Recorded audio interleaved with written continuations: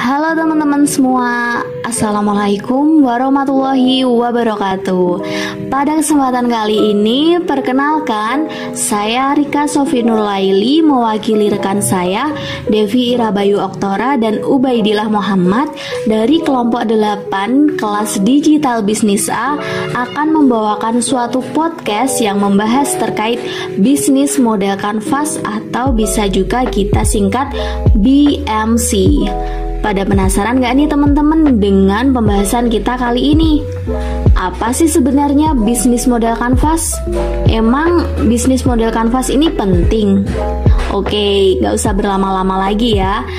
Langsung saja kita mulai pembahasan pada bisnis model kanvas.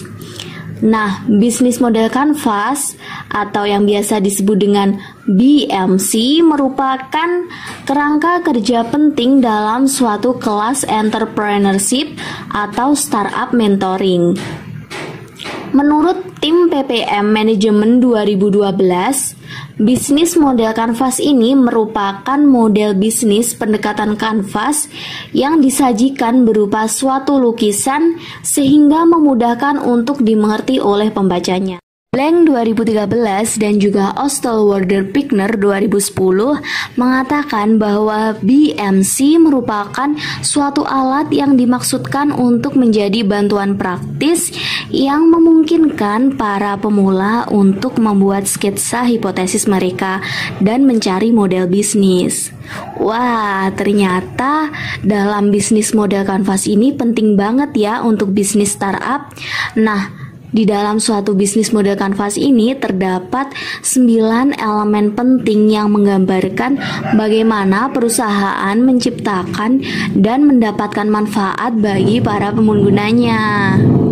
Nah, di dalam suatu bisnis model kanvas terdapat 9 elemen penting yang menggambarkan bagaimana suatu perusahaan dapat menciptakan dan mendapatkan manfaat bagi para penggunanya.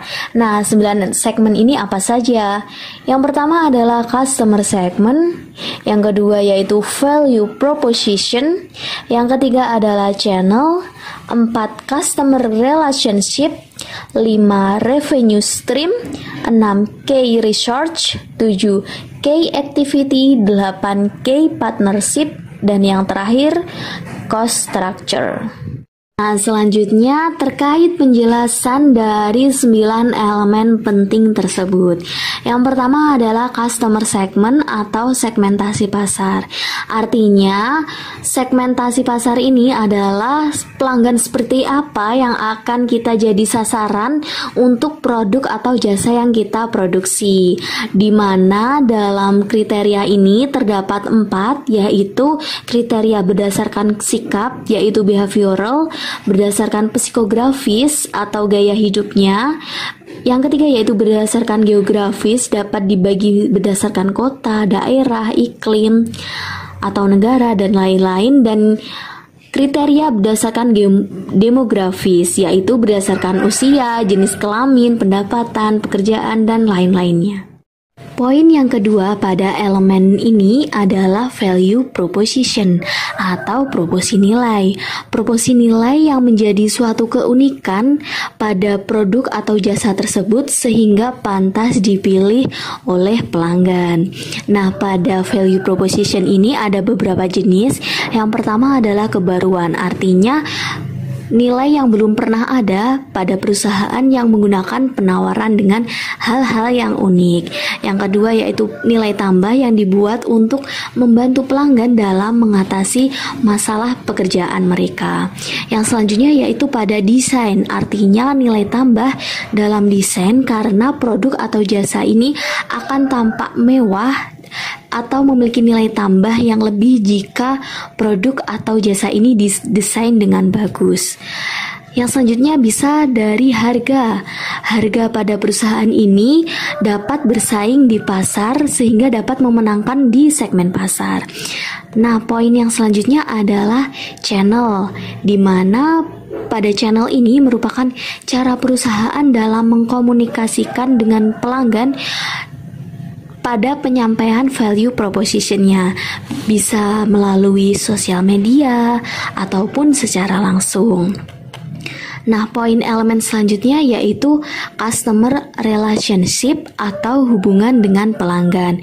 Nah, hal ini menjelaskan bagaimana cara perusahaan untuk mendapatkan pelanggan baru atau mempertahankan pelanggan yang lama, atau juga bisa menawarkan produk pada pelanggan yang lama agar melakukan transaksi dengan perusahaan kita.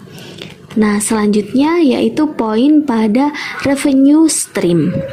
Artinya, bagaimana cara perusahaan memperoleh uang dari kegiatan operasional bisnis yang dijalankan. Nah, hal ini bisa seperti kita melakukan transaksi jual beli atas produk atau jasa yang kita hasilkan. Yang kedua yaitu bisa mendapatkan pendapatan dari penjualan aset. Yang selanjutnya bisa dari bunga atas investasi yang kita lakukan dan mendapatkan dari lain-lainnya. Nah, selanjutnya yaitu elemen pada revenue stream atau arus pendapatan. Jadi pada elemen ini menjelaskan bagaimana sih cara perusahaan memperoleh uang baik dari setiap pelanggannya atau dari lainnya. Nah, pada poin ini yang terpenting adalah pendapatan yang diperoleh oleh perusahaan. Bisa dari penjualan atas barang atau jasa yang kita hasilkan, bisa dari penjualan aset, bisa dari pendapatan dari bunga-bunga di bank ataupun lain-lainnya seperti itu. Nah, elemen selanjutnya yaitu key resource atau yang biasa disebut dengan sumber daya utama. Jadi sumber daya utama yang dibutuhkan agar model bisnis ini bisa berjalan. Nah, apa saja sih? Yang pertama dari sumber daya fasilitas seperti aset-aset ataupun sistem penjualan yang dilakukan, distribusi dan lain-lain. Bisa juga sumber daya dari hak cipta. Jadi setelah kita menciptakan suatu bisnis, maka ini merupakan sumber daya utama yang kita miliki.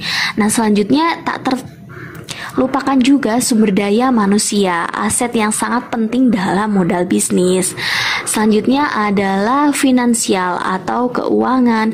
Kita membutuhkan kredit untuk kebutuhan sumber daya perusahaan agar terpenuhi seperti itu. Nah, karena sekarang sudah menginjak luas sehingga teknologi juga menjadi sumber daya utama dalam suatu bisnis. Nah, tidak terlupakan lagi bahwa channel juga bisa menjadi sumber daya yang penting dalam suatu model bisnis. Nah, yang selanjutnya adalah key activity atau aktivitas utama yang dilakukan dalam bisnis model ini. Nah, aktivitasnya apa saja sih?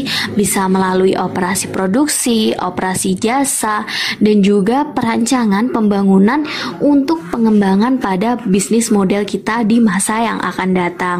Bisa seperti pengembangan dari hardware, software, dan lain-lain. Nah, poin yang selanjutnya yaitu key partnership. Artinya mitra utama. Jadi mitra utama kerjasama yang dilakukan dalam bisnis atau dalam pengoperasian bisnis di masa yang akan datang.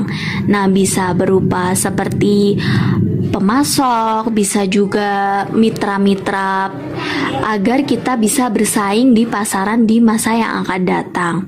Nah, poin selanjutnya yaitu cost structure atau struktur biaya.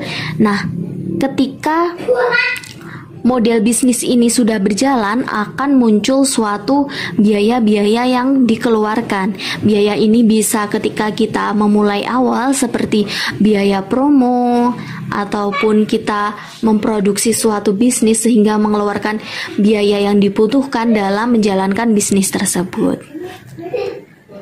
Sekian penjelasan dari kelompok kami mengenai bisnis model kanvas atau BMC.